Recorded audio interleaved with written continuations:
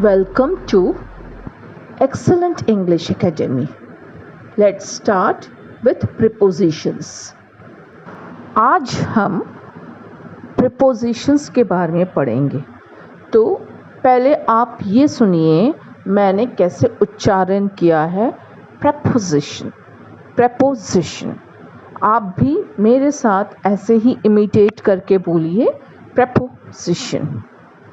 अब इसमें मैंने आज 3 बहुत ही अहम टॉपिक्स लाए हैं इन, एट, ऑन।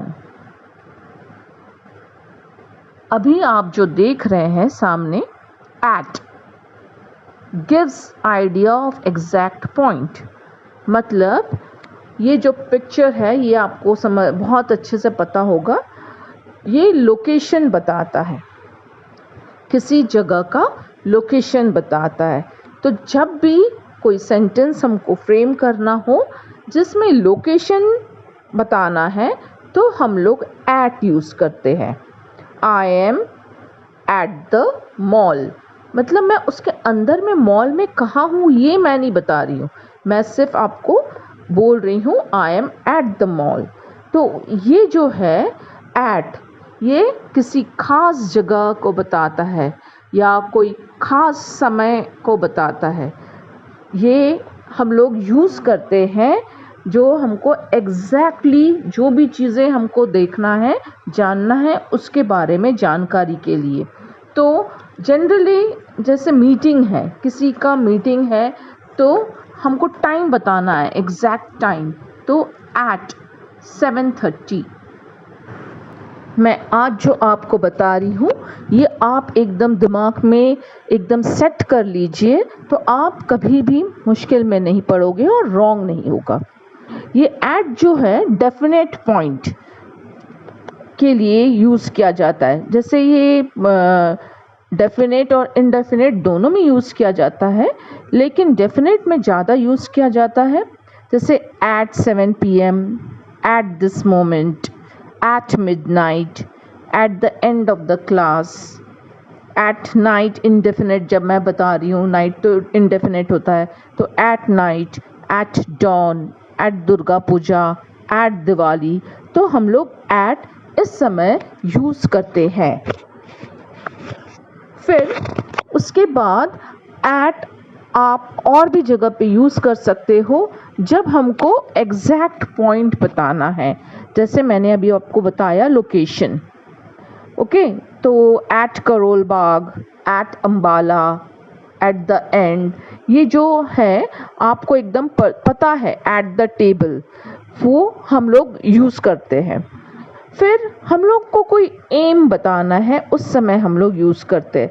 तो एट का यूज़ जो है स्पेशली आप याद रखना प्रॉक्सिमिटी के लिए यूज़ होता है, एक्चुअल और इंटेंडेड कॉन्टैक्ट के लिए। The cat rushed at the rat. Tomatoes are being sold at 60 rupee a kilo.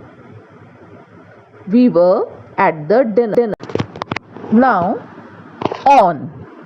On मतलब ये ऊपर में आप एक पिक्चर देख रहे हो, ये ऊपर में एक बॉक्स के ऊपर में एक एप्पल रखा हुआ है, तो इसको हम लोग ऑन तो बोलते हैं, लेकिन ये कहाँ यूज़ होता है?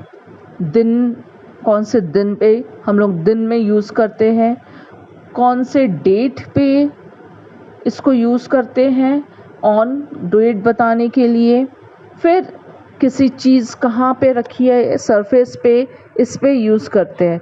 तो आपको एकदम क्लियर आइडिया हो जाएगा कि ऑन हम लोग कहाँ यूज़ करते हैं। ये on is used while speaking of things at rest. Upon is used over here. So the file is on the table, मतलब फाइल टेबल के ऊपर रखी हुई है।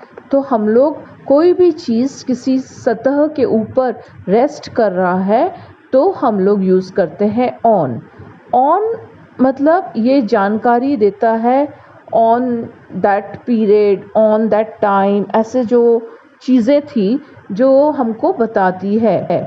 जैसे इलेक्ट्रॉनिक मीडियम में जो काम होता है उसमें हम लोग ऑन यूज़ करते हैं, जो इलेक्ट्रिसिटी से चलती है। ऐसे I heard it on the TV, I was working on the internet.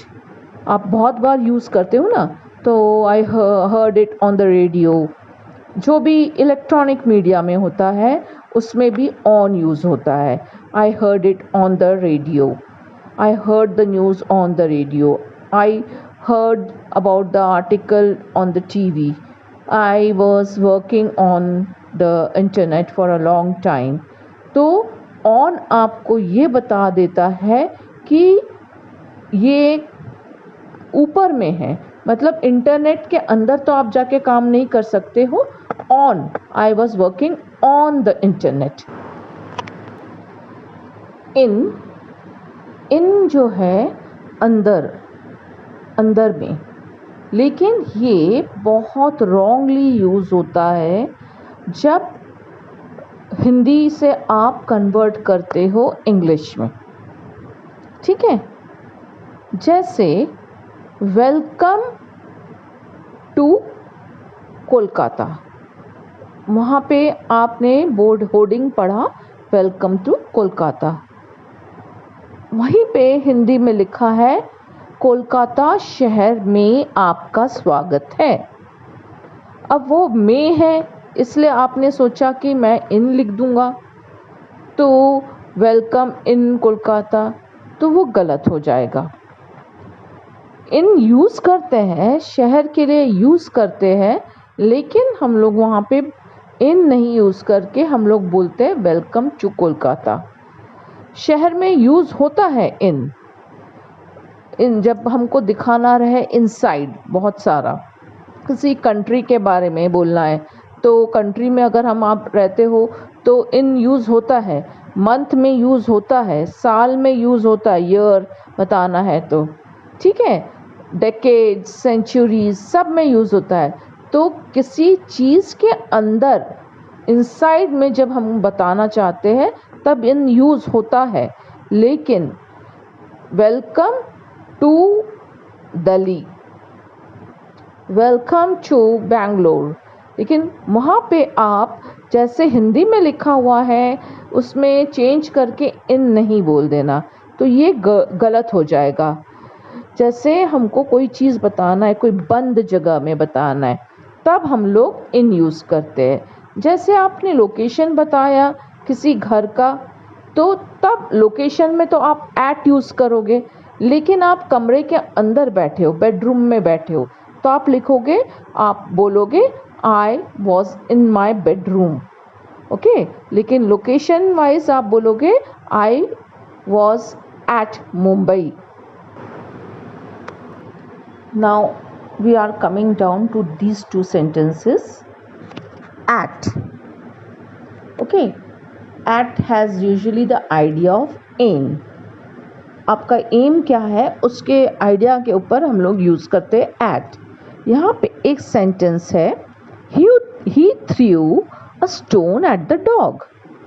He threw a stone at the dog, मतलब उन्होंने एक पत्थर मारा डॉग को। तो he wanted to hit the dog with a stone, उसका एम ही वो था, वो चाहते थे कि पत्थर मारे, तो वो उनका एम था, इसलिए हमने यहाँ पे यूज़ किया है at. He threw a stone at the dog. लेकिन अब ये दूसरा वाला जो सेंटेंस है, he threw the ball at the child, ये इसमें he wanted to hit the child with the ball. Okay, यहाँ पे इनका एम था he wanted to hit the child with the ball। तो at जो है, at is used with figurative verbs। ठीक है, जैसे aim at, point at, smile at, throw at, laugh at, look at, jeer at, ये सारे जो verbs है, मतलब क्रिया जो है, एक्शन वर्ड्स जो है, उसके साथ हम लोग यूज़ करते हैं। क्यों? क्योंकि ये फिगरेटिव है, एकदम आपको पर्टिकुलरली वो आइडिया देता है एम का। ओके, इसलिए हम लोग यूज़ करते हैं। फिर से मैं बोल रही हूँ, हम लोग यूज़ करते हैं aim at, point at, smile at, throw at, laugh at, look at, jeer at, ये सारे जगह पे हम लोग एट यूज़ करते हैं। तो एट एक पर्टिकुलर आइडिया आपको तो देता ही है, कहाँ पे है, प्रॉक्सिमिटी देता है और इंटेंशन देता है। Okay, the cat rushed at the rat, the cat rushed at the rat, ये भी एक प्रॉक्सिमिटी दे रहा है। ओके, एक्चुअल इंटेंशन दे रहा है। We were at the dinner table, then he is at the top of his business, he is at the top of the hill। तो ये जो है एकदम आपको अप्रोक्सीमेट पॉइंट दे रहा है, प्रॉक्सिमिटी दे रहा है। तो हम लोग यहाँ पे एट यूज़ कर रहे हैं। तो ये वीडियो थोड़ा लंबा हो जा रहा है, तो मैं इसको यहीं पे एंड कर रही हूँ और दूसरा ऑन और इनके ऊपर मैं वीडियो नेक्स्ट डाल रही हूँ। Okay, please like, share and subscribe my channel.